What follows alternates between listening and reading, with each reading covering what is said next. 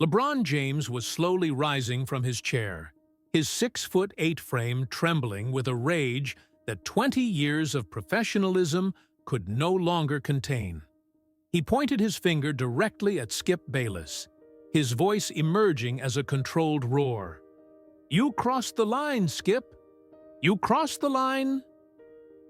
But to understand how we arrived at this explosive moment that would paralyze the entire world, we need to go back 2 hours in time.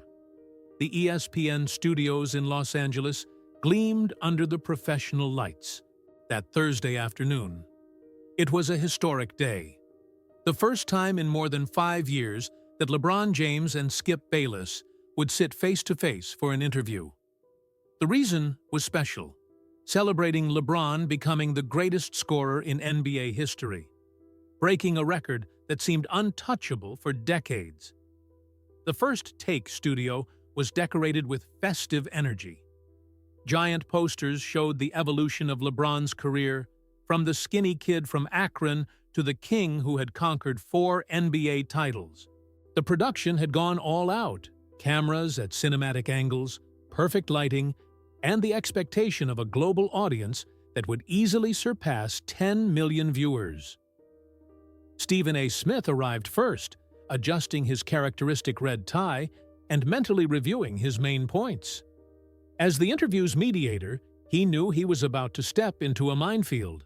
20 years of history between LeBron and Skip, 2 decades of provocations, acid criticism, and public tension that had become legend in the sports world.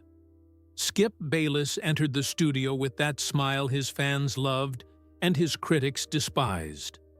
At 72 years old, he maintained the arrogant posture that had made him famous, wearing his impeccable navy blue suit and carrying the air of someone who knew exactly what he was doing. For Skip, this wasn't just an interview. It was 20 years of psychological warfare reaching its climax. When LeBron arrived, the studio's energy completely changed. Even at 39 years old, his physical presence dominated any environment. He wore an elegant gray suit, was relaxed and smiling, clearly in a moment of peace with his legacy. He had conquered everything a player could conquer, broken the sport's most iconic record, and finally seemed immune to the provocations that had pursued him throughout his entire career. "LeBron, welcome back to First Take," Stephen A. said, his voice carrying the professional tone that masked his apprehension. "It's an honor to have you here to celebrate this historic moment." "Thank you for having me, Stephen A.," LeBron responded, his voice calm and controlled. "It's a privilege to be here to talk about this incredible journey." Skip observed everything in silence, like a predator studying its prey.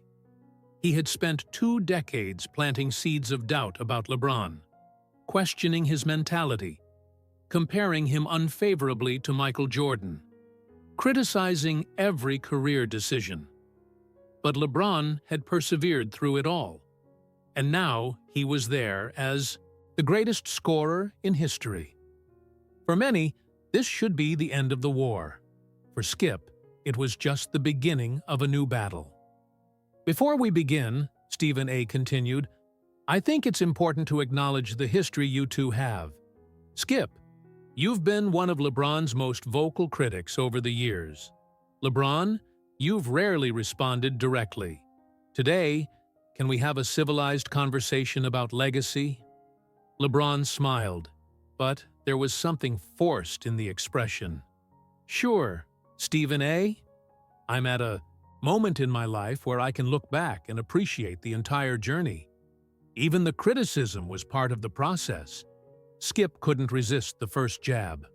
"LeBron, first, congratulations on the record. It's truly impressive." He made a calculated pause. "Of course, some records are more impressive than others. Michael never needed 21 years to achieve what he accomplished in 15.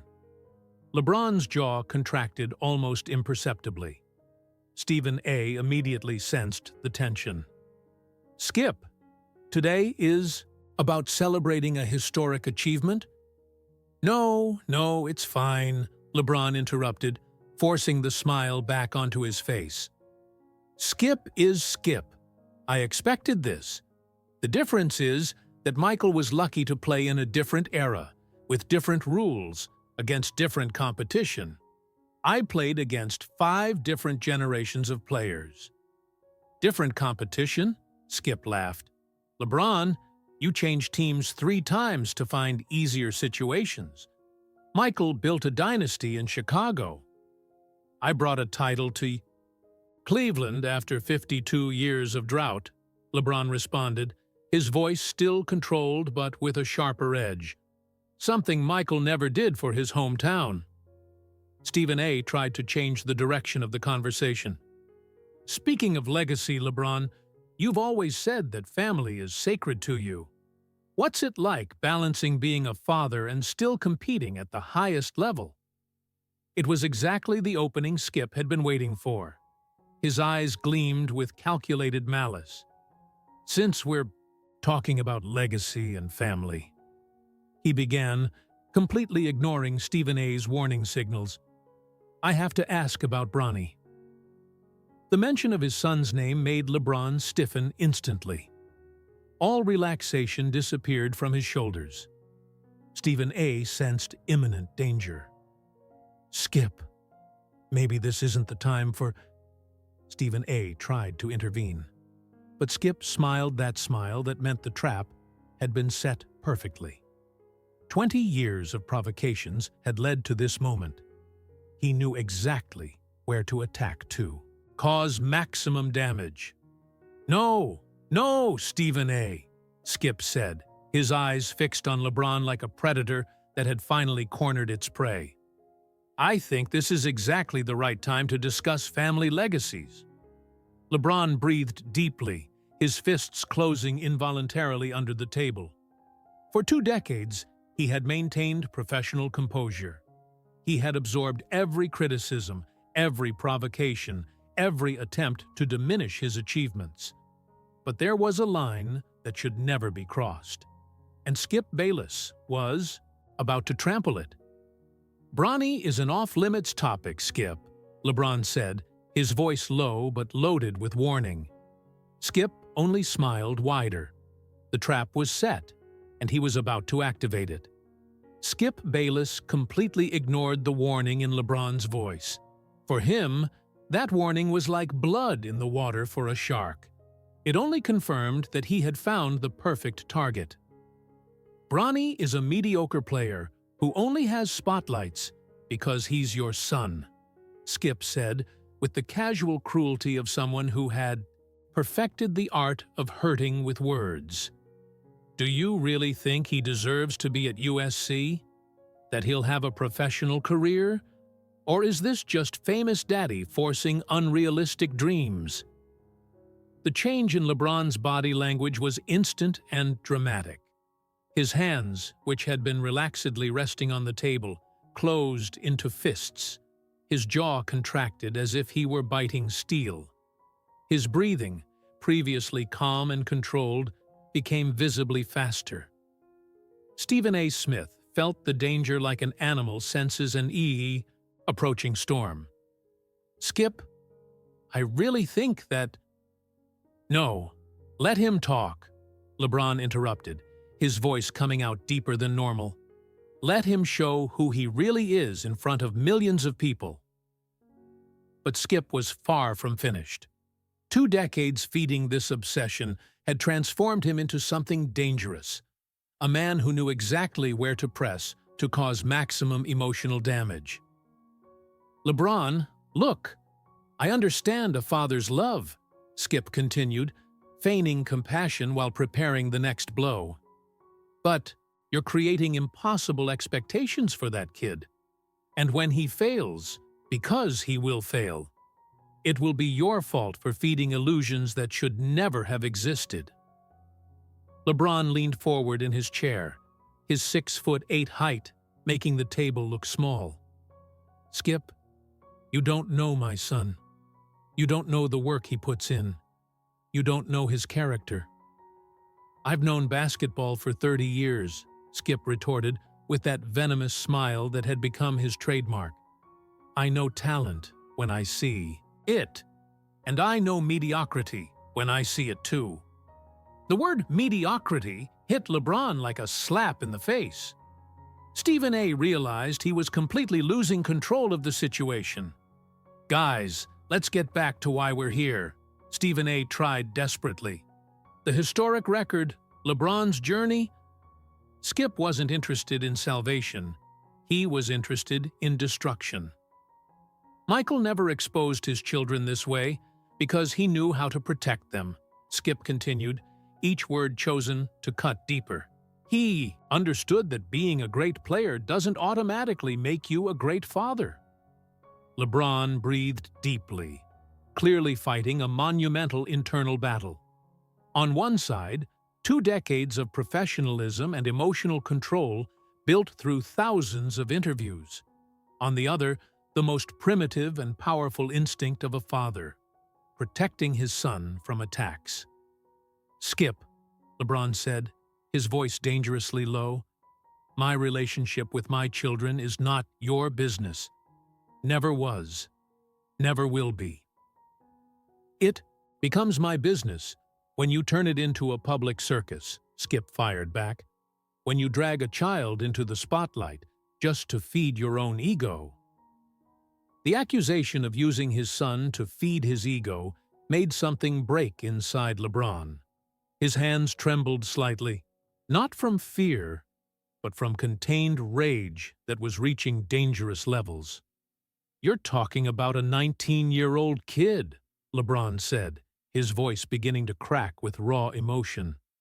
"A kid who works every day, who never asked for this attention, who just wants to play basketball." Skip sensed he was close to hitting the core. Like a boxer who realizes his opponent is staggering, he prepared the mercy blow. "Seriously, LeBron, do you think you're helping Bronny by creating this circus?" Skip asked, feigning genuine concern. "Because I see a desperate father trying to live through his son, and that's sad to watch." The accusation of living through his son hit LeBron in a place he didn't know was still vulnerable. Memories of his own childhood without a father, of promises he made to himself about being present, about protecting his children from everything he had faced alone. LeBron breathed deeply, seeming like he was finally going to respond with the diplomatic calm that had characterized him for decades. Stephen A. sighed with relief, thinking he might be able to save the situation. But then Skip made the fatal mistake. He said the one thing he shouldn't have said. "Maybe if you had had a present father," Skip said with calculated cruelty, "you'd know how to be a better one." The silence that followed was absolute and terrifying. It wasn't just absence of sound, it was the vacuum that precedes a nuclear explosion. Stephen A. stopped breathing. Camera operators looked at each other nervously. Even Skip, for a moment, seemed to realize that maybe he had gone too far. LeBron rose slowly from his chair, his 6'8" frame seeming to grow even taller as he looked down toward Skip. His breathing was audible now, coming out in controlled bursts, like from a bull about to attack. "LeBron," Stephen A. whispered. "Don't." But it was too late. The line had been crossed. Not just crossed, it had been obliterated, trampled, and incinerated. 20 years of professional provocations had just transformed into something personal, visceral, and irreversible. LeBron James, the man who had maintained composure through 2 decades of criticism, who had smiled politely through thousands of provocations, who had built a career being the perfect professional, was about to show the world what happens when you attack a king's family. Skip Bayless had spent 20 years poking a sleeping lion. And finally, the lion had awakened. "Enough!" LeBron's voice echoed through the studio like thunder, making everyone jump in their chairs. "Enough, Skip! 20 years. 20 years of foolishness. 20 years of disrespect. But you will never, never talk about my family. The volume and fury in LeBron's voice was something no one in the studio had witnessed before. This wasn't the diplomatic LeBron from interviews. This was a man who had been pushed beyond all limits. Stephen A. was paralyzed, knowing he was witnessing a moment that would be replayed millions of times. The cameras kept rolling, capturing every second of the most epic explosion in sports television history. "You want to talk about father?" LeBron continued, his voice trembling with controlled rage. "I am a father. I've been present at every one of my son's games since he was 8 years old. Every practice, every loss, every victory. Where were you, Skip? Destroying young athletes on television." Skip tried to open his mouth to respond, but LeBron hadn't finished, not even close to beginning. "You want to talk about legacy?" LeBron roared, pointing directly at Skip. 4 titles, 4 finals MVPs, greatest scorer in history, 10 consecutive finals. I changed 3 franchises. I brought a title to Cleveland. After 52 years! With each statistic mentioned, LeBron took a step closer to Skip, who was visibly shrinking in his chair. "You spent 2 decades hating me because I proved you were wrong about everything," LeBron exploded. "Said I'd never win a title. I won 4. Said I'd never be better than Jordan. I'm the greatest scorer in history. Said I didn't have a winner's mentality. I led the greatest comeback in finals history." Stephen A. tried to intervene weakly. "LeBron, maybe we can—" "No!" LeBron turned momentarily to Stephen A. 20 years, Stephen A. 20 years. I stay quiet. Answer politely. Respect his opinion. It's over." LeBron turned back to Skip, who was clearly in total shock, speechless for the first time in his life. "You want to know the difference between me and you, Skip?" LeBron asked, his voice lowering to a dangerously controlled tone. "I build, you destroy. I opened a school for 1,000 children in Akron. You destroy children's dreams on national television for entertainment." The mention of the I Promise school brought an extra layer of emotion to LeBron's voice. "I elevate people. You try to destroy people. I inspire children around the world to chase impossible dreams. You tell them they're not good enough." LeBron began pacing around the studio, his energy impossible to contain. "And now you want to talk about my son?" His voice rose again. "Bronny James works harder than any kid I know. He wakes up at 5 in the morning to train. He studies film like a professional. He never, never asked for this attention." LeBron stopped directly in front of Skip, looking down. "Bronny will achieve everything he wants because I teach hard work, not cheap television opinions made to generate controversy. And when he succeeds, and he will succeed, you'll be here talking about another young person, trying to destroy other dreams, because that's what small people do." The studio was in absolute silence, except for LeBron's heavy breathing.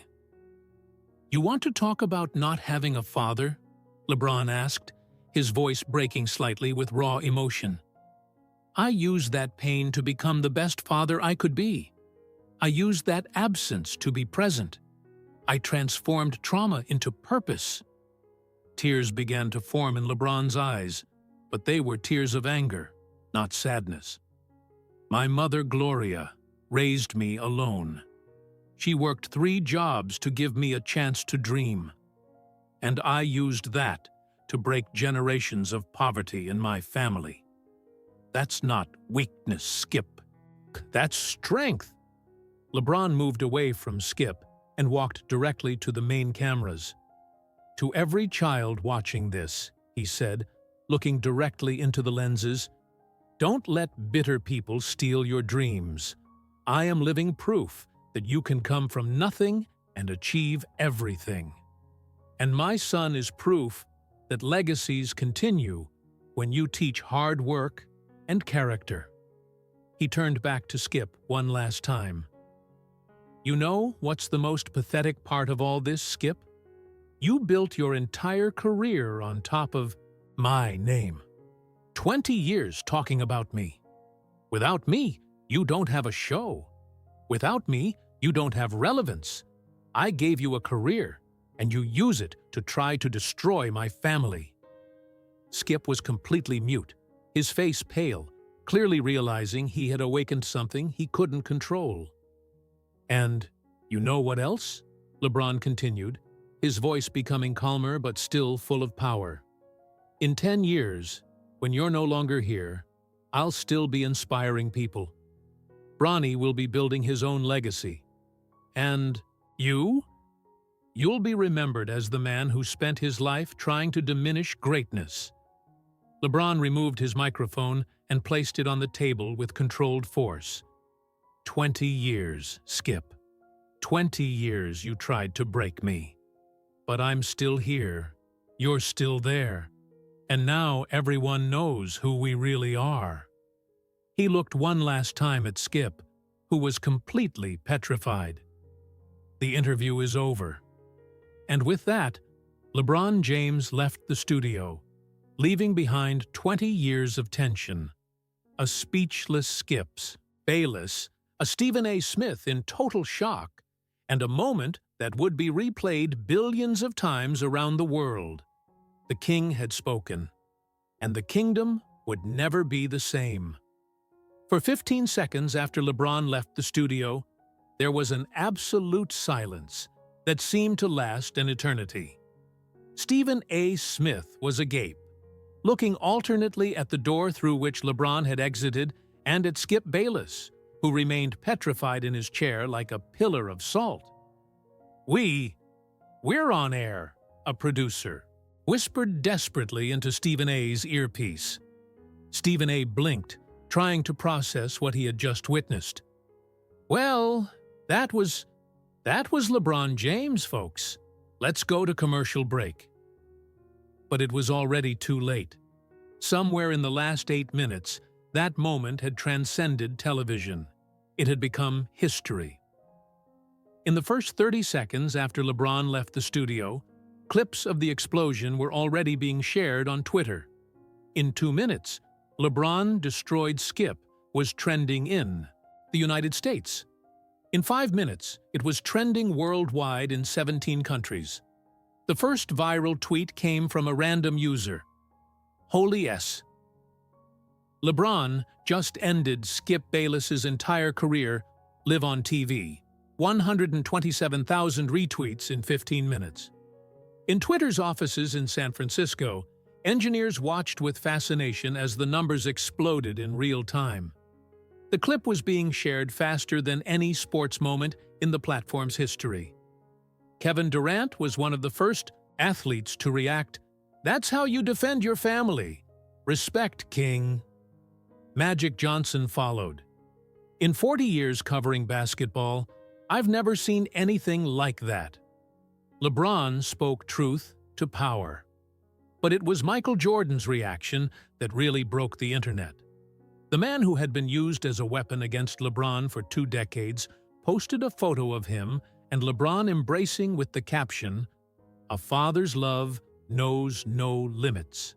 Respect, 23. 50 million views in 2 hours. 100 million in 6 hours. Numbers that would make any viral marketing team cry with envy. In ESPN's studio, executives were in total panic. Skip Bayless had finally spoken after 20 minutes of silence, saying only, "Maybe I went too far." It was the first time in decades anyone had seen him vulnerable. Shannon Sharp, Skip's partner on Undisputed, posted a video. "Skip, you went too far, man. Family is off limits. Always has been, always will be." LeBron had every right to defend his son. But the most powerful reactions came from ordinary people. Parents sharing the video with messages about protecting children. Young athletes saying LeBron had given voice to what they had always wanted to say to critics. People who had grown up without fathers explaining how LeBron's words about transforming trauma into purpose touched them deeply. LeBron James posted a simple photo, him and his father embracing, with the caption, "Forever grateful for a father who always has my back. Love you, Pops." LeBron responded, "Always, son. Forever and always." Bronny's post received 8 million likes in 4 hours, becoming the most liked post by a college athlete in history. Sports analysts around the world began dissecting the moment. ESPN Brazil, Sky Sports, all major channels dedicated special programs to the LeBron moment. "This wasn't just an athlete defending his family," said a BBC commentator. "It was 20 years of frustration being channeled into 8 minutes of pure truth. It was a black man defending his dignity and his son's dignity against 2 decades of systematic attacks." At the I Promise school in Akron, children watched the video on their phones during lunch. An 11-year-old girl said to her teacher, "Mr. LeBron showed that we can defend ourselves when someone tries to hurt us." The teacher, with tears in her eyes, responded, "Yes, dear. Sometimes we have to be brave to protect what we love." Skip Bayless didn't appear on Undisputed the next day, or the following week. Internal Fox Sports sources reported that he was reevaluating his approaches and considering a break. 2 weeks later, Skip published an editorial in The Athletic. "I spent 20 years building my career on provocations, but there's a line between sports criticism and personal cruelty. And I crossed that line. LeBron James was right to confront me, and I was wrong to attack his family." It was the first time in decades that Skip Bayless had admitted being wrong about anything. The moment had ramifications beyond sports. Universities began using the video in classes about communication and personal defense. Family therapists shared clips about the importance of establishing boundaries. Civil rights activists pointed to the moment as an example of dignified resistance against systematic bullying. 3 months later, the video had become the most watched sports clip in YouTube history, with more than 500 million views. It had been translated into 43 languages. Children in countries that didn't even know what the NBA was knew LeBron James's name because of that moment. LeBron didn't just defend his son that day, wrote a Guardian journalist. He defended every child who's ever been bullied, every parent who's ever been criticized, every person who's ever been told they weren't good enough. He gave voice to everyone who's ever wanted to stand up to a bully, but didn't know how. The moment became much bigger than basketball. And it became a symbol. It became a movement. And in a house in Beverly Hills, LeBron James watched the news with Bronny at his side, observing how 8 minutes of raw truth had changed the global conversation about family, protection, and dignity. "Dad," Bronny said softly, "thank you for always protecting me." LeBron put his arm around his son. "Always, son. Forever." On the TV screen, the anchor was finishing a special report. The moment when LeBron James confronted Skip Bayless became more than viral. It became cultural. It proved that some battles are worth fighting, especially when it comes to protecting family. He paused, looking directly at the camera. "Sometimes it takes a king to remind us that dignity is non-negotiable." And so, 20 years of war between LeBron James and Skip Bayless ended not with provocation or diplomacy, but with truth.